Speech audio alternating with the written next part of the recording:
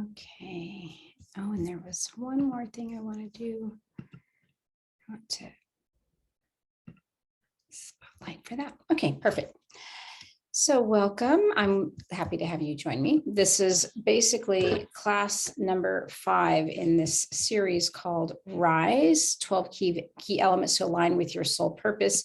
I've been offering them once a month since January. So obviously it'll align with the whole calendar year ending in December. They are the 4th Monday of each month from 6 to 7 p.m. Pacific time, except for the one in December, it will be on the 3rd Monday. And so what this is basically I gave a talk in 2017, I think, and it was based on this very, specific topic. And it was really about aligning with who you are, really coming in to be who you've come here to be on the planet, and aligning with that with 12 particular elements of doing so. What are the intentions? What is the, let's say, work to do that? And so this is what I shared during a talk. And then I decided this year to go ahead and break it down and to offer it more with a little more focus. And at some point, my hope is that maybe it'll turn into something, maybe it'll be more of a workbook or something that will really give people some instruction and direction and inspiration as to how to really come in and be that powerful, amazing being that you already are, but really aligning it into your 3D body and doing your work here. So each class, I will include insights about your inherent gifts and your purpose, guidelines for coming back into alignment, as well as tools to implement during your spiritual unfoldment.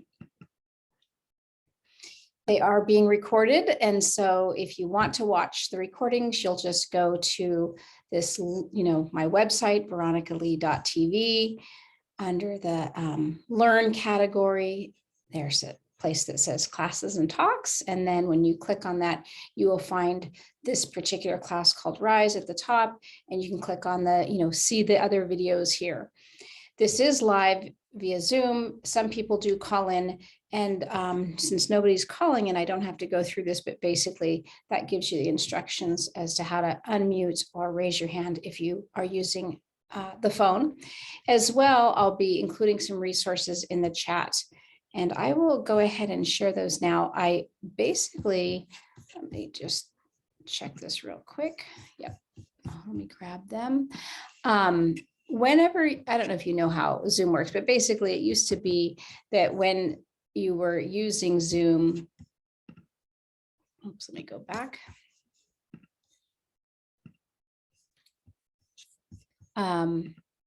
You could put something in the chat and then it would be just sort of there for everybody to see, even if they came in later. And now what they have the setup to be is that you put whatever in the chat, and anybody who comes in afterwards, they don't see what has already been spoken. So it was one way to integrate people into a meeting that might have been private to start. And then, wherever they come in, that's what they get. So I'll post this more than once. When we do post in Zoom chat, there are links. I put in the actual live link, so they're easy to, click on and keep. Again, the resources will be on my website, but the nice thing is when the links are live like this, you can literally click on them, open them all up, and then look at them later.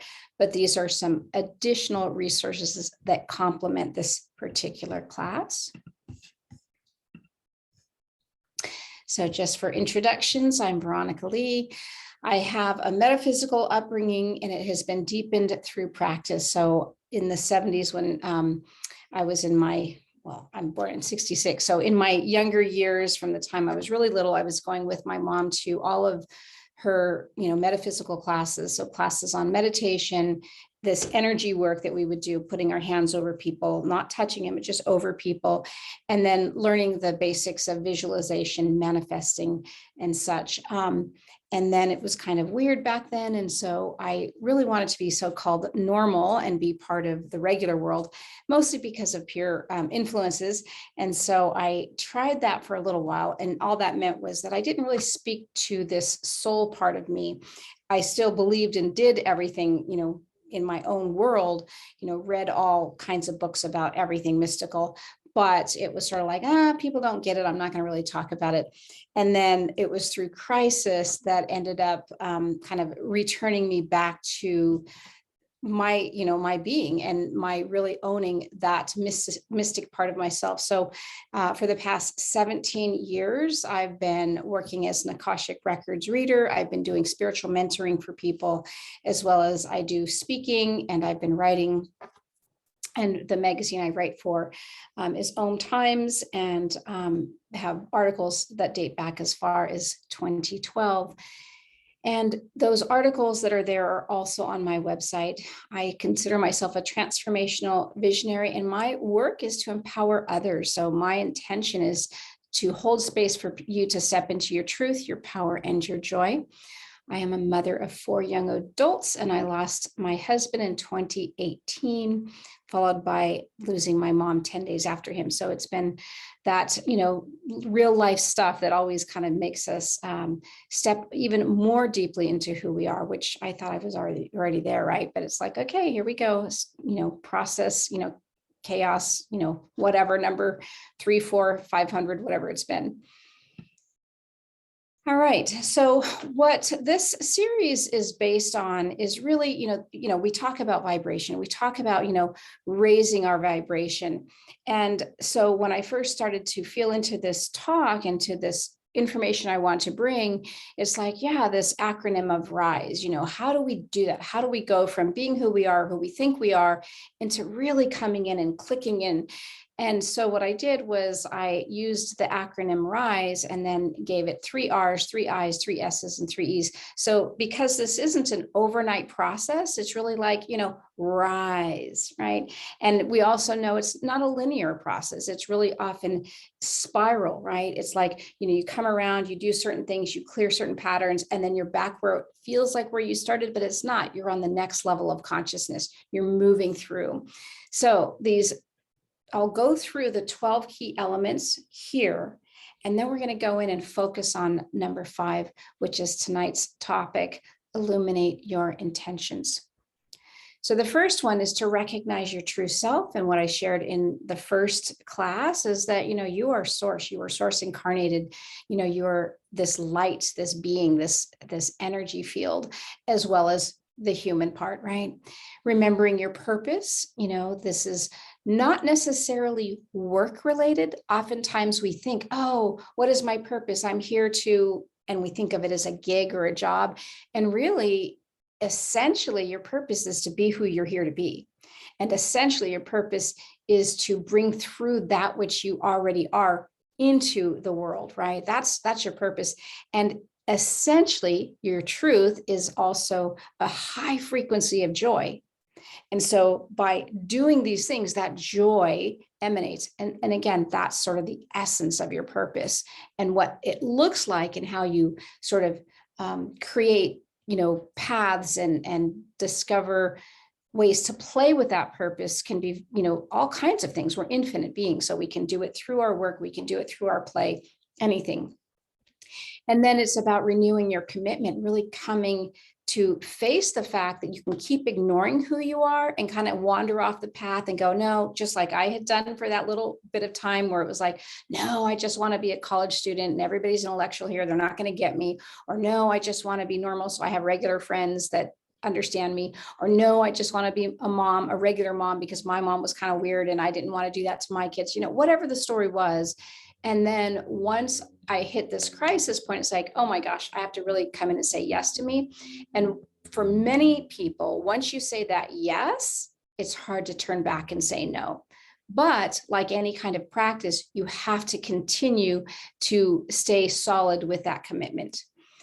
And then last month, we spoke about instigate change. How do you start to change, and I highly recommend, baby steps, bold, but baby steps, so that you're not too out of your comfort zone and freak out and say, forget it, I can't do this, right? Which will happen too.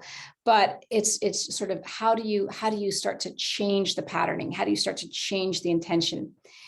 And then tonight we're going to speak about illuminate your intentions. And I, of course, will cover that. We'll go through that whole thing. Next month, we'll talk about implement your intuition. And then we go into some of the like stickier, a little bit maybe trickier parts, separate from unsupportive patterns, which unfortunately can include people, places, and perspectives, right? Then seek support and surround self. So, how we can sort of move away from what isn't working for us, isn't aligning with us, is by really embracing and allowing to be embraced by what does support us. And then show up and step out. So I know so many people are what I would call closet mystics. It's like, oh, this is so fun, I'm going to do it in here, but I can't really do this out there, or what would people think? So it's sort of that sense of being either, compartmentalized or hidden.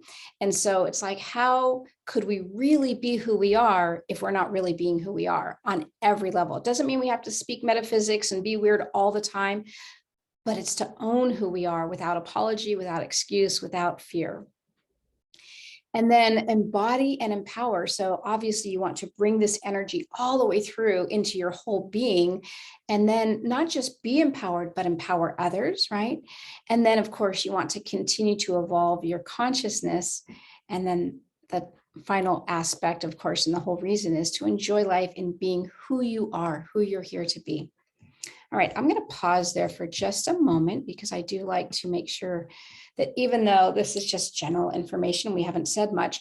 Does anybody have any questions to start, or anything that you may have come in with as a, before we go into the illuminate your intentions topic?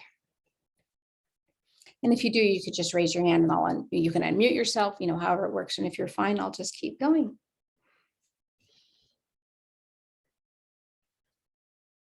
Okay. All right. So key element number 5, illuminate your intentions.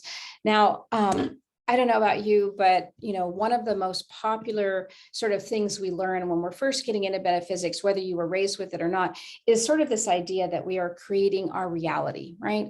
When I was a kid, literally, this is what I was taught. This was absolutely the foundation. My mom told me, you are God, I am God, we are all God, we are all, creating our reality. And I remember thinking, because this was the time of, some pretty intense wars, the Iran thing going on and, blah, blah, blah, and thinking, I caused all this. I mean, I literally took it personal and I felt so ultimately responsible. And then I thought of all the trauma that had happened to me as a kid. And I'm like, I caused all this, and the guilt and the shame and the confusion about what, how did this happen to me? As I started to mature, I understood it a little bit better. And then of course we go into this idea of actual manifesting, and I knew how to manifest. My mom also sat down and taught me how to visualize myself getting well as a child. So in essence, I jokingly say I wasn't allowed to be sick. That isn't the truth. But she'd be like, okay, imagine, let's say I had a sore throat. Okay. And then she would guide me through this whole visualization, and maybe, she would make it fun and playful that I'd see little like bugs in the side of my throat, and then I'd go in and like spear them and pull them out, or, whatever. And so jokingly, because that, again, that, it's kind of cool and fun, but there's also this responsibility piece that when I've given talks, about this, I've often said, can I just get chicken soup like the other kids, kind of like, just take care of me. Right. And so there is that responsibility piece, in thinking and believing and knowing on whatever level that we are somehow ultimately responsible. So there's the visualization piece and the manifesting piece. And into the manifesting piece was, okay, this is kind of the fun stuff. This will be kind of cool. So in 1983, I was probably 16, 17. I wrote out in my journal, my perfect guy. And I literally described my husband, my future husband, to a T, like nice teeth, good looking, tall, whatever, all the things that were really important to a 16-year-old, plays a little guitar, whatever. And sure enough, this was my husband. And then, and we were together for 31 years. And there was a time in there when things weren't going so well, and we separated for some years in there, and life was, and that's of course what brought me to kind of coming back into myself. But during that time, I would jokingly say, yes, I manifested him, but what does a 17-year-old know, right? Because I was asking for like the surface stuff. I wasn't saying, this is spiritual work, whatever. But again, just, kind of looking at it from this lighter perspective. But literally, I in 1986, we met, he matched it. And then I wanted to have a girl first. And it was like the night that we were getting pregnant, I'm like, I know this is a girl, and boom, she came. And then I wanted a boy next. And I went to a little play date and I saw a little boy, and he was the cutest, most charming thing. And I'm like, oh, I want one of those. I want a Leo boy. And I went home that night and told my husband, I want a Leo boy. And like, tonight's the night, And so, 9 months later, I had my little Leo boy. Well, then come, the next pregnancy, I so wanted a Gemini next. Now, I'm like planning this all out because my mom was an astrologer, and so I knew all the signs, all the glyphs, all that since I was a kid. But anyway, so I wanted to aim for a Gemini next, right? I got pregnant a month early, and I'm like, oh, this just doesn't happen to me. Like everything does the way that I'm supposed to do this because I'm creating this just doesn't happen. And then the pregnancy was different. It was really heavy. And I'm like, oh my gosh, this is just miserable. And I love being pregnant. And I had about 5 hours notice that I had 2 babies. So in March, they were due in May. One child was due May 1st. And 6 weeks prior, my water breaks and I find out there are 2. So I ended up with 2 Aries rather than 1 Gemini or 1, Taurus. And so that's when I started to kind of recognize that something else and bigger was like holding space, that something else was working through me or with me or whatever. Right. And so it was like this like, okay, I didn't create this, wait a minute. Right. And that was the beginning of things crumbling. Okay. So now, and I'm only bringing this in because I want to really focus on the difference between intention and controlling. So we're going to kind of cover this a bit. Anyway, so there comes a point where we set these intentions and then we let them go, right? We let them go. Well, for me, things were working out every time I'd set these intentions and create vision boards and whatever. It's like, this is just happening. And then suddenly it's like, what happened? The magic went away. So in order to really understand where I'm coming from and understand the teaching that I'm bringing, which is greater than just setting an intention and a vision board, I wanted to share with you these deeper pictures. Okay, we're talking about a super high frequency, and I'm in the chatter some articles and videos that really kind of explain this greater picture of understanding this perspective. So the first thing you want to do in general, again, this is no particular order, but I'm going to cover this first. But in general, it's you want to examine what you want, right? What is it that you're wanting? Now, a lot of times what we want are often super practical and external. And they're often driven by what society has told us that we want. So for example, it's like, I want a good paying job. And I want to make a lot of money that gives me recognition, or I want, whatever, right? And so here comes this practical piece, which absolutely makes sense. And here's the other part, which is, but what if the way you think you should have that money and that structure is being influenced by something that's counter to your soul? So does that make sense? So it could be that, yes, you're here to, let's say, be this artist, and your soul is driving you to be this artist, and your mind is saying, oh, but artists are poor, or, oh, I wouldn't even know where to begin, or, whatever the story is. And then we go the business route because that's safe. I had a client that my mom actually referred to. It was to me. It was a friend of hers, and she's like, I'm just too close to her. I'm not reading her well. I think she needs a reading from you. And so, and I find it's actually the opposite. The more I know somebody, even better my work gets. But nonetheless, I looked at her and I was like, and this woman had like a PhD, and my mom and she both worked at HP, and she made a lot of money, and now she's in her 60s, and she was having this lung issue. Like there was this lung disease that was literally disintegrating her lung. And when we were looking at it, I was just like, oh, you wanted to be an artist. And she literally just like started to cry. And literally her lung, which is, this is your grief, was being affected and disintegrated because of the deep grief for not following her path and her bliss. And it was like, her family was very intellectual. Her family expected this. She met, she did all the right things. She did nothing wrong. Like if you look at it from a very practical sense, it's like, and she had a fine life. She had a fine life.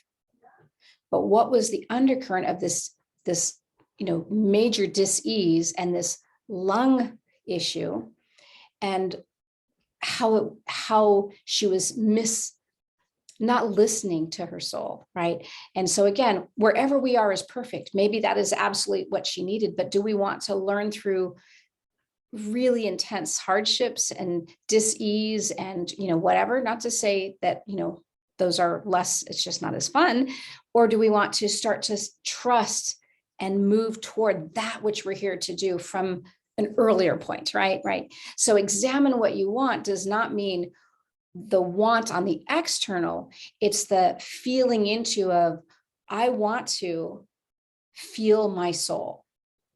I want to be in alignment with what my soul wants of me. I want to be in some form of expression that feels resonant with the world around me. I want to have relationships that matter, right? So does that kind of give you the difference between like want of, oh, a nice car would be lovely, right? So when I was 19, I started going to the family psychic that was training me since I was tiny on my own without my mom. And I remember we would do a manifesting circle at the very end of the class, and I loved it because it was like, yay, we get to pick what we want at the end of the class, and everybody holds space and says yes to that. And we, and it comes true, right? That's the magic of it, or most of the time, whatever. And I remember saying, I want a new car. I need a new car. And I imagined this dark blue. And then my spiritual teacher, she was the woman who married my husband. She's like, oh yes, I'm seeing this beautiful light blue. And I'm like, no, scratch that. I want dark blue. Well, then I ordered the dark blue. I ended up getting the car and I ordered the dark blue. And then they were out of stock, where they're like, but we have this light blue. And I'm like, oh man. And so, just kind of like laughing at, what she saw, what I wanted, and who cares, right? It's just the color. So what you want, yes, have fun. You can, play with these things, but what your soul is wanting is for you to be in bliss, for you to be who you are, for you to be in joy. So feel into that. Any questions about that part? Any clarification? Any fear coming up? Ruh-roh. All right. The next is to align with purity and clarity of mind. So what does that mean? It's kind of like, those are just words, right? It's like when my system isn't clouded, it makes it much easier to find clarity about what it is I want and how to bring that through. Okay. So it could be related to drugs and alcohol, but I won't even go there, right? It's often going to be the ones that really stick are going to be the programs and the external influences that that push against, that push us into ways that just don't feel resonant, and we get confused. So most of us want to be loved, and the primary people we want to be loved by are our parents. And so we often come in, most of us come in highly open, highly awake, highly susceptible, and we're little empaths, and we feel kind of like the mood of the room, and we know when mom's in a bad mood and this and that. But then there's these other pieces that, like, if your parent wasn't the type that said, I really expect this of you, you could still figure it out and feel it by how they treated you. And so it's like, how do we please? And especially as women, how do we please? How do we kind of navigate and move our way so that we're okay and we can be loved, right? And so that becomes sort of the actual, like, this is what I'm wanting. I'm wanting to be accepted and loved, and therefore I'm going to conform to whatever it was that this person wanted of me, and it's not really who I am. And so when I talk about aligning with purity, it's getting clear. It's getting clear from the static of other, of should, of inner have tos. Okay. And so one of the things, whenever we feel the word should, almost always, when you feel should, you're going to feel probably a little tightness right in that third chakra, right in the gut, right?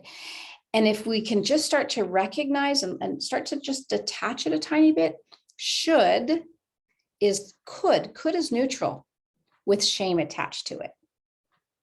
So if we could start to turn all our shoulds into coulds, then we feel the freedom, then we feel the neutrality, and then it makes it easier. I never say any of this is easy, easier to align with more clarity, right? So any questions about that?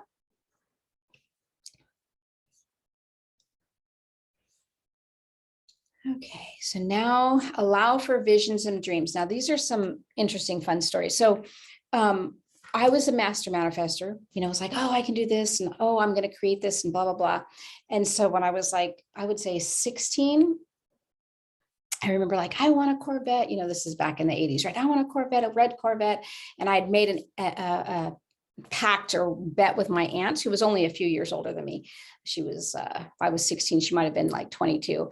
And I'm like, it was before I was 16, because I said, I'm going to have a Corvette by the time I turn 16, by the time I get my license. And we bet $1,000, and I've never paid her. I should have, but I never did. Because I lost, right? And it was like, okay, that didn't quite happen. But the things I did manifest, the children on time, and then the things that were kind of weird, but yes, you're right. It's like, but I had twins, what a blessing, it's like, wow, things that you weren't expecting.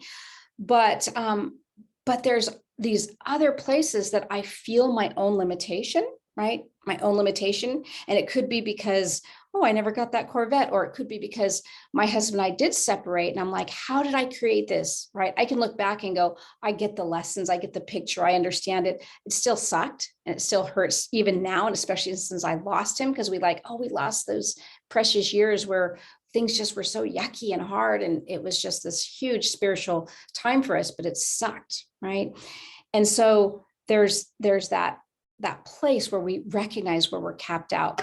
So my son, he's a crazy manifester. He so wanted, he was like taking pictures in front of red Lamborghinis and, whatever. And now what I want to say, the other reason I've often doubted myself, this whole manifesting thing, is that when life got crunchy and hard, part of it was this financial piece that my family struggled. It's like, why can't we make the basics of money? I mean, what is this weird thing? What is this tripping us up and blah, blah, blah. So we struggled like to the nth degree. I have a whole video. I'm not sharing it here, but a video about money and manifesting. And I share in that there was one year we literally, as a family of 6, made $6,000 or $9,000 for the whole year. I mean, that's how tough things were, right? And no savings, nothing like that. And yet there was one year in there that all 4 of my kids were going to school essentially free. My daughter had a full ride because she was a swimmer, got a full scholarship to a university. My son was essentially going to a school that was, basically giving him a scholarship.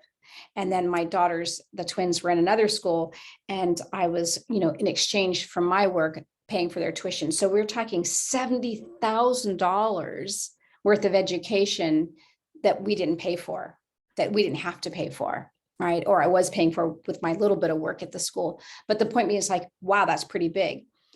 But that I still feel my limitations. So I'll go back to my son. So my son, I don't even know what happened, right? Not to go into the whole story, but basically he got the red Lamborghini, right? And a G-Wagon and a Porsche, right? And he got a reality TV show and he was on billboards and he went to Paris. He's 24, right? It's just insane. And it's like, where did this child get this, right? And he's dreaming so big that I'm like, oh my gosh, this is so beyond my, almost like I can feel things shaking up in me going, how could I not believe? But I felt my limitation, right? And so it's challenged me to think every time I feel or want to play small, I just go, ooh, right? So you just recognizing. So allow for those visions and dreams, even if they keep showing you, nope, nope, nope, or this one didn't happen, or whatever the story is, play with it. Any questions about that part? That one's almost like a scary one, right? Because we have these visions and dreams, but we're like, but it can't be too far outside of whatever, right? Right.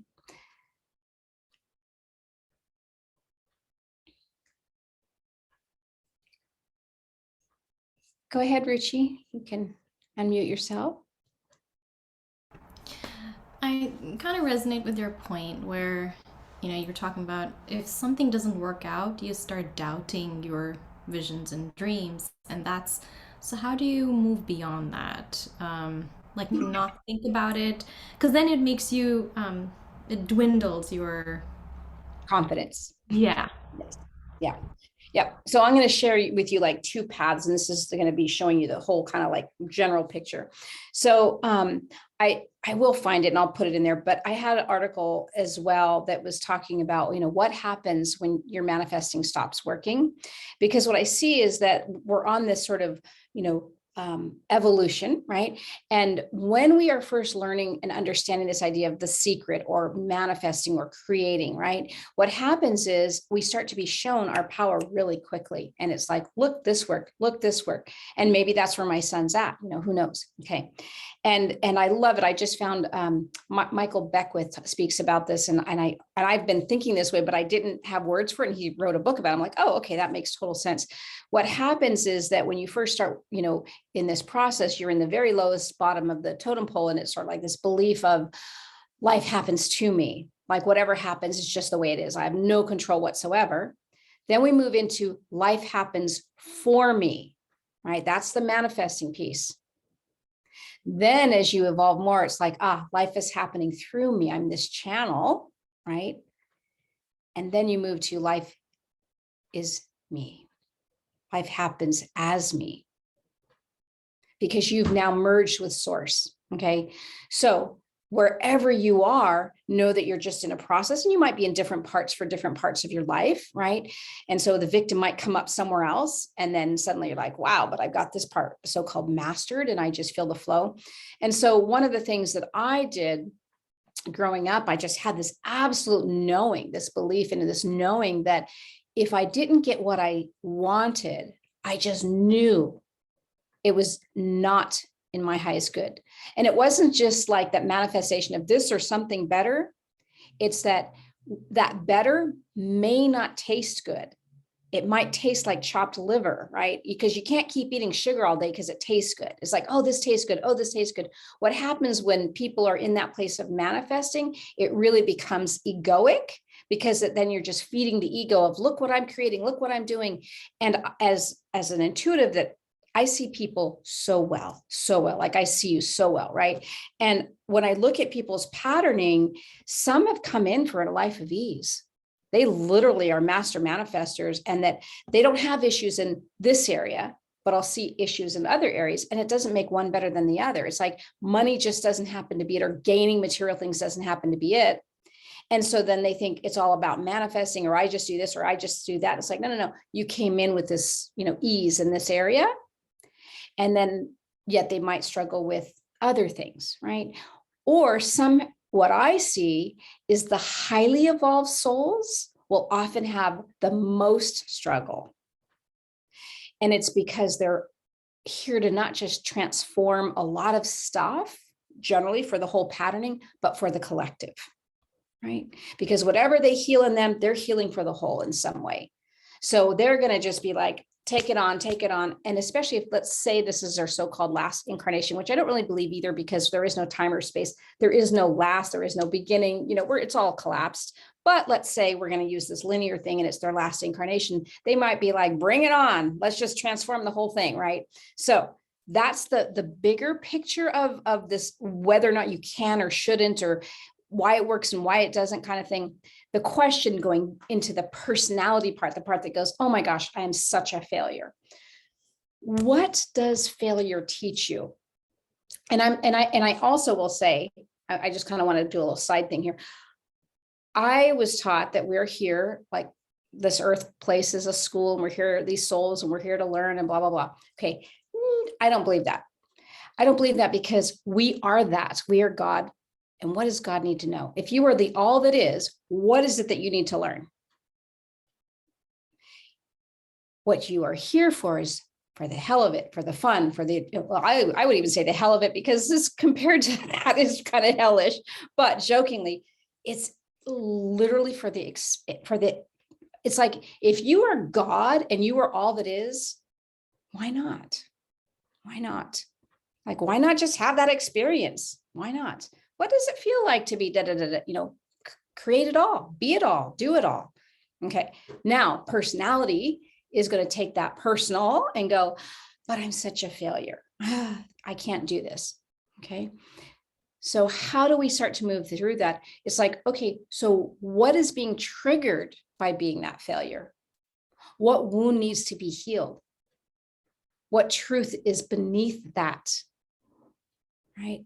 And so for me, it's being reminded of and coming back to the truth, the essential truth. Not easy, but it's a practice. And so it's being with people who remind you, you are that, I see you, and who can hold space for that transformation as you're in it, to say, I'm holding your hand through it. Right.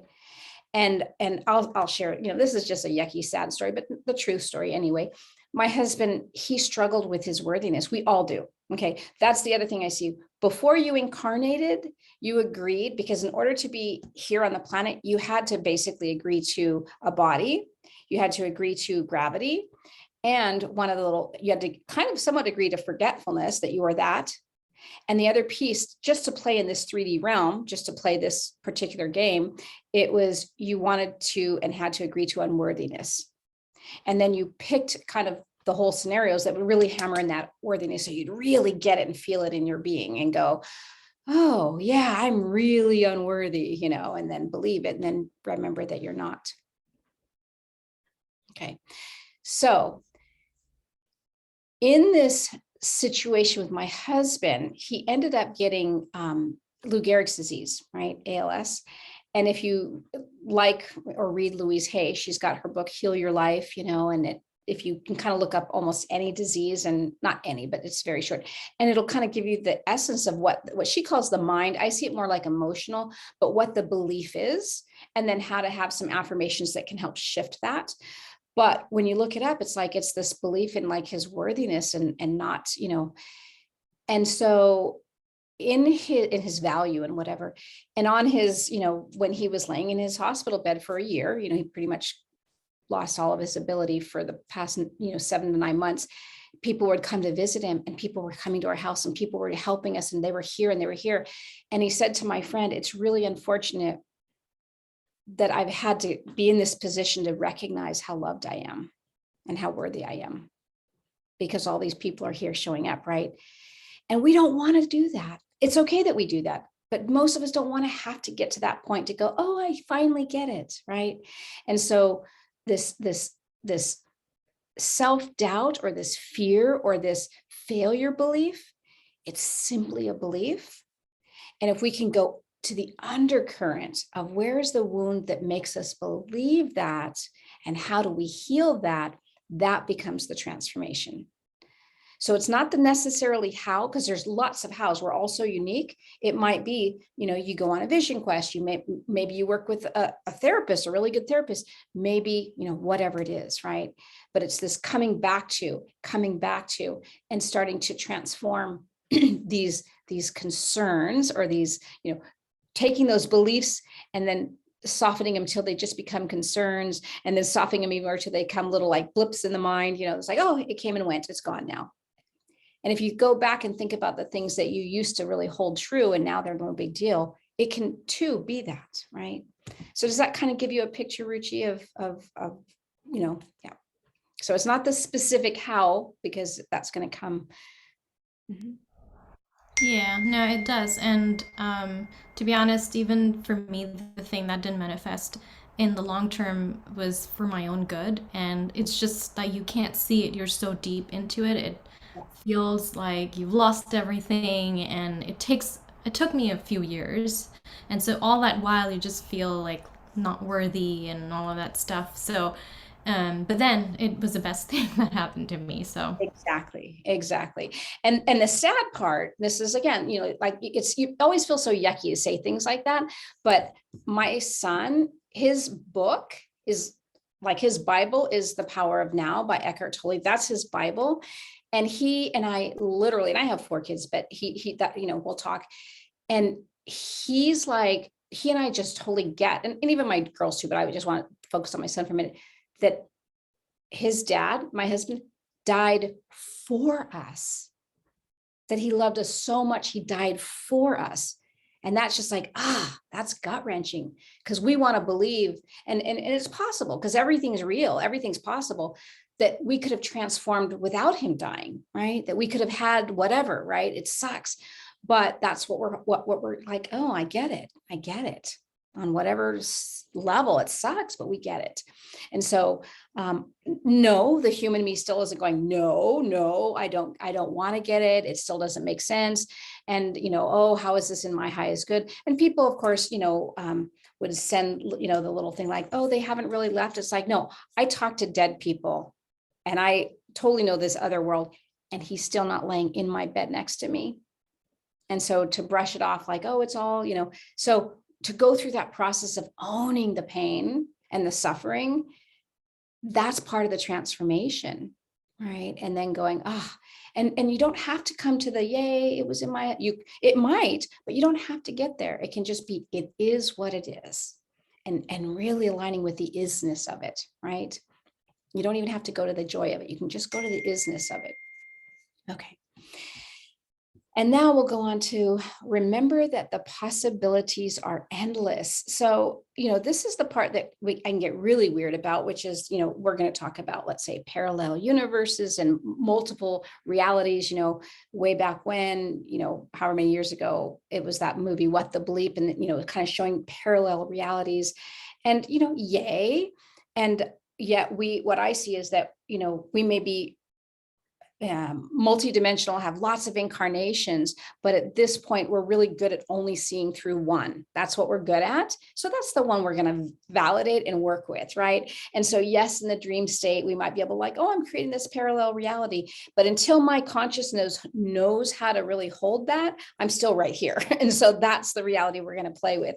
And yet it's kind of cool to experiment and like go into these other realities and to experience them in whatever way we want to, because what happens when we experience the crazy, these other realities, we kind of go, gosh, we're so limited here, right? And so it's like almost like to play with our imagination, with our dreams, and with whatever it is we're creating could actually be happening. So my mentor, she talks about, she'll, let's say, go back to examine what you want with your intention. And so it's like, okay, I want to be a speaker. I want to be able to, speak to crowds and be successful and blah, blah, blah. And then what she does is she'll then go and have a conversation with that future successful self and say, what did you do to get me there? What were the steps you took, right? And so it's like you're backing up from this future to the now with some practical steps. And from there, you can even often see the blocks, because let's say your future self says, oh, you, what you did was you got this gig over there, but you had to talk to this person. You're like, but I would never want to talk to that person, right? You might feel the constriction and the fear around that. But then it's like, okay, well, then how did I, summon up the courage to do that, right? So to go in deeper. And so it's, again, it's like the visions and dreams that are tied into this endless possibility, and feel into where you're limited. And oftentimes it's going to be not always in that third chakra, in that will. And it's because it's like, let me understand this. Hold on. It's like our will is sort of our operating board for kind of like the doingness. And so sometimes the human part of us can go, oh, but I'm only one human being. I'm only limited to this body. And so when you tap into the tightness, it's more like the fear and the shadow part, let's say, of that chakra, that going, oh, but I can't do it all. But the reality of the I am presence, that third energetic chakra system, is it is that I am, right? And it's multidimensional. And it's like, how could anything be withheld from me? Right? It's like, I am that. And then there's more flow. So any questions about that one? Go ahead, Olivia. Yeah, I have a question. So I am in a place where I'm really trying to reframe, because I've been saying a lot lately, like I'm just so busy, and I'm like creating all these things and doing all these things and so excited, like my soul is lighting up about literally all of them. I quit my job last year, like completely redirected my life, but now I'm in a space of like, okay, I'm at capacity, and so it's like I'm a little bit too optimistic, I think, sometimes about how much I am capable of. But then I know I'm like kind of limiting myself by being like, I just don't have enough time. So I've been trying to say my life is very full right now, to reframe it. But still, I do feel like I'm like, okay, how do I break through and not be so stressed all the time of like all the things I want to do? Yeah. So, and what I want you to do is, for a minute, just feel that in not just your will, but go take it down a little bit lower. So for you, it's going to be just between your first and second chakra, and just feel that for a moment. And then what you're going to feel is sort of like, yes, this possibility and this dream, but there's a little piece in there that, let me understand it. Hold on. It's like that believes if you don't do it all now, it'll never happen. Right? So that's fear-based, right? If I don't do it all now, it'll never happen. And if you feel into the truth of that, if you take that and feel the truth of that, that's like you almost want to start laughing. It's like, that's not even true, right? So when I say the possibilities are endless, doesn't mean that you have to be divided and try to fragment yourself into 50 different things and do all these different things, but to feel in what is compelling me to feel like I have to do it all right now. And it's that fear that it's either the all or nothing, or that something's wrong on some level. There's a feeling there too of something wrong with me if I can't handle it all, if I can't easily just make this all happen. Look at this person, they're doing it too, right? But let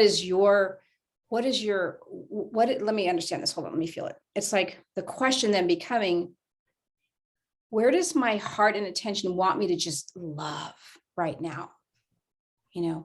And then how can I create, and the endless possibilities are, how can I create this to work in a way that doesn't burn me out until I learn how to do things with ease, right?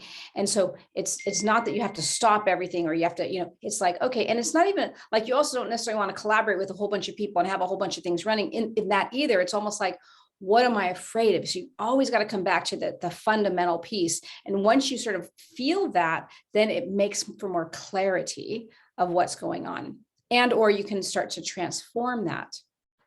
Right? So does that answer that question? Yeah, I think so. I like what you said about you don't have to do it all right now.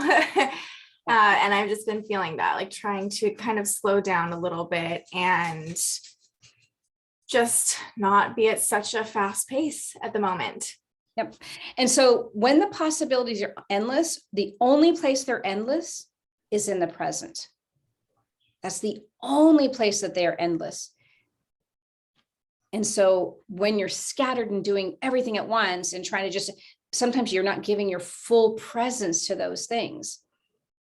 And so then that's where the stuckness happens, and that's where the burnout happens. And that's where right. And so it's like, how can you really come in to just own that thing and just love that thing and be fully present with that thing.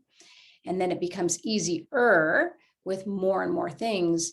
But again, it really, for you, it's coming back to this belief, this fear that if I don't do it all, it's not going to happen. And so what I would say, and what you can feel, again, if you feel in that place, it is happening. You are happening because you're meeting this enthusiasm, you're showing up for it. But the human part of you is like, and I need, to really be in alignment with my bodily needs and with joy, because now I'm feeling stress instead of joy, right? Spot on. Thank you. Mm-hmm. And now we're down to the last one.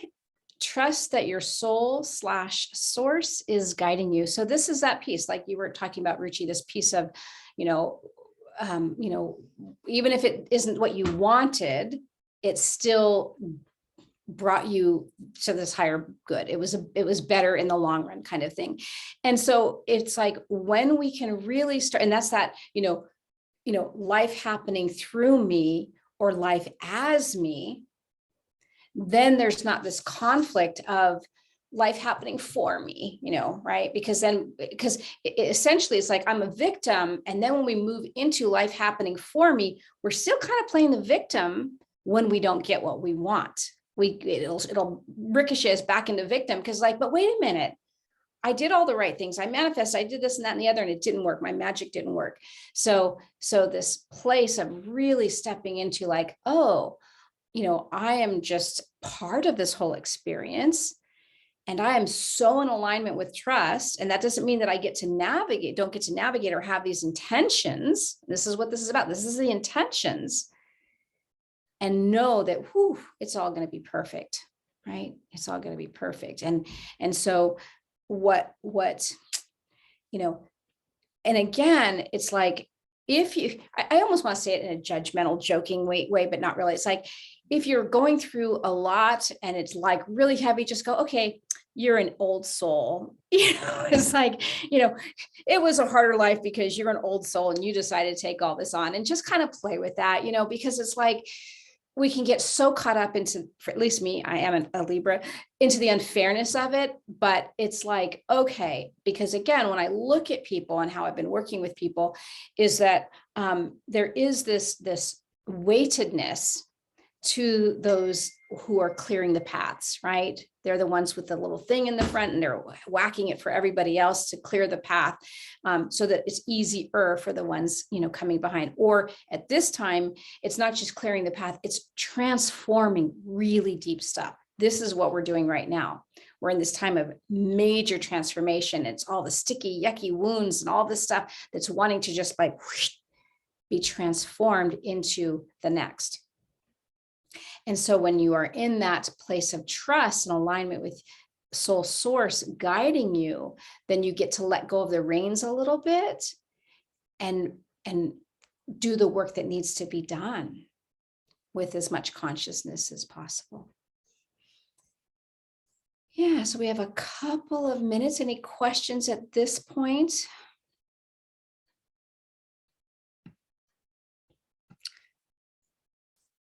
So the next one, so again, I'll say a couple things. One of which is, and I can repost it since Jennifer, you just came in the chat.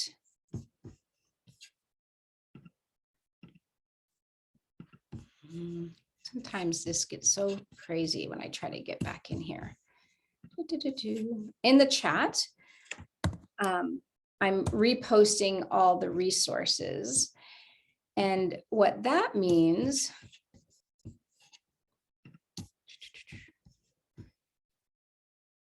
it's saying I'm not sharing. And then at the same time, I can't figure out how to get back to where it's sharing my screen.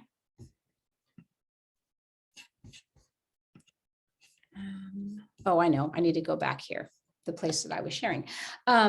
Anyway, so if you click on any of those links, they'll be live and you can just get to them easily. When I post this on my website, the links are still there and they're all there. But there are some really good articles about, kind of this idea of thought projections, manifesting, et cetera. And it's deep work. What I bring through is very deep. But what I want to say to that is that when I'm in this place, I'm in this really high frequency place.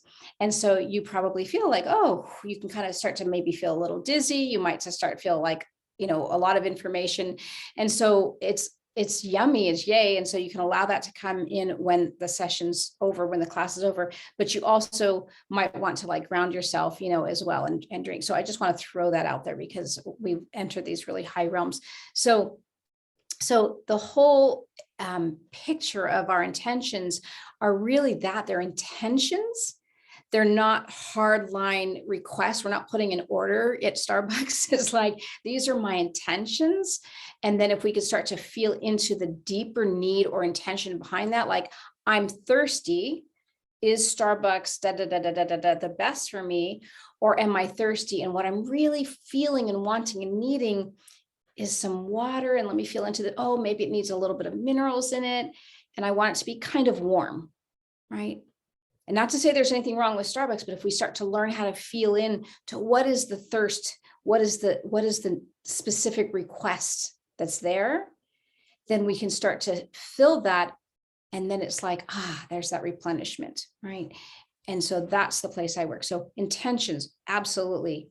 And then the intention might be, I want to get zingy and, and have the flavor of Starbucks and go get it, enjoy that. But it's just being clear about what those intentions are. And that's a pretty straightforward thing. How to do that. But if they don't have what you want, are you going to throw a fit? Or are you going to, whatever. So this intention piece is a very deep level intention. It's really aligning with that soul. And that's what I'm bringing through. Next month, I'll be talking about ways to implement your intuition. If you want to scan that, you can, and you can already sign up for the next one. These are all free. And it's same time, 6 to 7 p.m. Pacific time. And, we'll go through kind of like, how to do that. Again, I was raised to believe that we're all intuitive.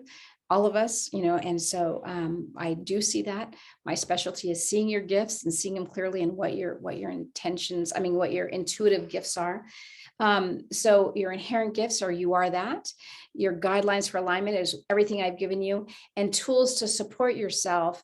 For today, what I would say is just feel into the playfulness of intention. That's the tool I would offer, is play with the playfulness of intention and let go, if you can, this idea for right now of anything serious, right? Anything like have to, and move from this place of should to could. So those are the kind of general ideas. And again, there are plenty of resources on my website, meditation, just about everything.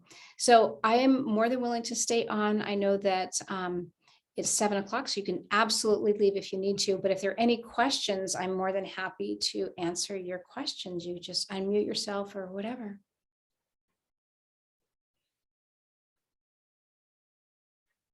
I have a question. Yeah. So, say you have a dream or a vision and you work towards it and you feel like it's not going anywhere, but you're putting in the energy towards it.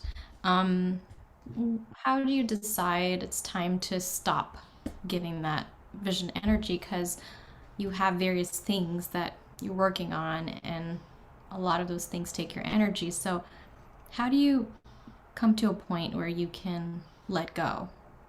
Good question. All right.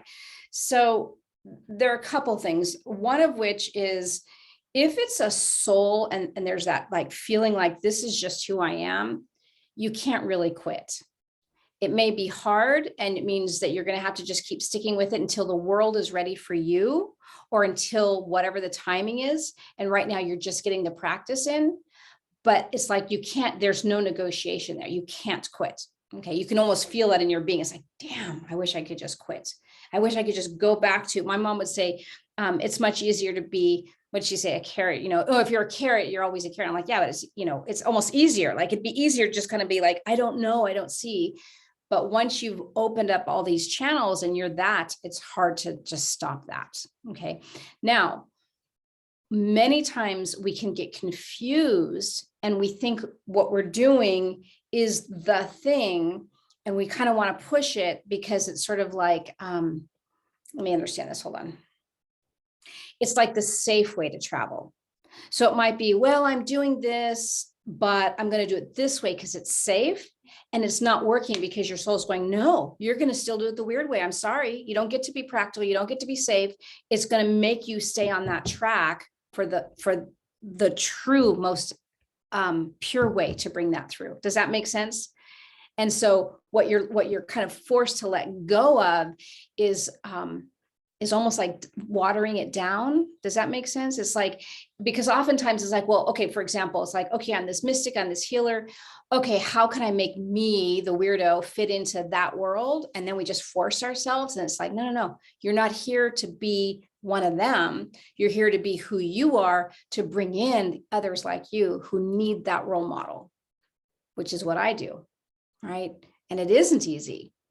And it doesn't necessarily always look successful, but it's like, I have no way I could do anything other than be who I am, right? It just isn't compatible. And what do we do to shore up in a practical ways that get us from one point to the next? That's a different question. So it might be that you take on other gigs, or that you make do in other ways until that timing. I'm going to share another story about my son. When I was this is way long ago. So my son, I kept him home for 5th grade. He was struggling with his reading and things and had some learning challenges. And so I started teaching him all this stuff. I would take him to psychic fairs, blah, blah, blah. And I had a group. He's 24 now, so he was 11 at the time. And I had this group of like, we would ask questions, like everybody would look and answer. And I remember at that time feeling stuck and like my business wasn't, this and that. And I'm like, okay, what's going on? Like, why can't this seem to be moving? I'm trying and, whatever. And people had their different answers. What my mentor now reminds me all the time of what my son said. And he says, Mom, I see the whole world getting really dark and everything's dying. And he sees, I see a pyramid and the sun shines and it's, so for him, it was about timing. It's like the sun comes up and it hits and lights up the whole pyramid. He goes, and then you come along and you bring everything to life. Right. And it just like hit me so deeply. And it's like, oh my gosh. And that's what both of my mentors remind me of, because one, I told her the story afterwards, but at the time, and she looks at my chart and she's like, absolutely, she's, they're both astrologers too. But the point being is that sometimes it's literally about timing. And so it's like, okay, so what am I gaining as I'm holding this steady, holding this position to let the sun finally hit that point where everything shifts, right? And one of my astrologers, she's my mentor, she's like, as much as I believe in free will and want to believe in free will, she goes, the longer and the deeper I get into astrology, the more I kind of go, well, because of all of these other soul agreements we made ahead of time, right? That we're clearing such deep patterns. So it can feel very, very uphillish for some of us. And for others, you're like, but they're doing it so easy. Why is it? But different paths, different intentions, and oftentimes not, and again, not a judgment, not oftentimes quite as evolved, because they're just sort of getting the basics, and again, not a judgment. It's like, and again, that's why I'm joking, like, hey, you took this old soul path, or, the ancient soul path. It's like, oh, this is why this is so tricky, because you're doing so much transforming, right? So I hope that answered you, Richie. Yeah, thank you. Mm-hmm. Any other questions?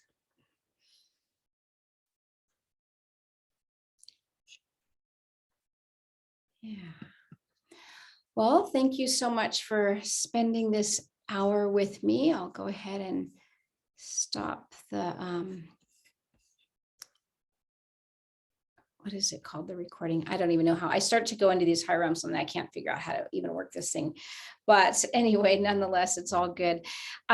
So yes, next month, same time, 6 to 7, we'll go into intuition. If you have any questions, anything comes up to you between now and then, and you're like, oh, I had this picture or this dream or this, insight, feel free to share it with me or ask me any questions. And you can send it via email, veronica@veronicalead.tv. And I teach this class freely. I also am teaching people how to access the Akashic records. I finally did set that up. It's on my website as well. This is the first time I'm actually publicly announcing it. It'll be via Zoom because of my clients in Europe who've been wanting to take it. And then I'm going to be at a couple of psychic fairs in the Sacramento area coming up in June. So all of that is on my website. On the very front page are all the offerings that I do. And I also do a weekly transformational video that I just put up this morning. I do it every Monday. And so plenty of things that I offer for you to keep deepening your journey to your soul. Oh, and that's the other thing I'm doing next month in June 1st through 30th. It's a 30-day reclaim your soul power. And I just guide you through, includes eight live Zooms to guide you into the depths of your soul with simple, practical exercises each day. And that's just $44. So other than that, it was a pleasure spending time with you. Thank you so much for joining. Bye. Thank you. Bye-bye. Thank you very much. Bye.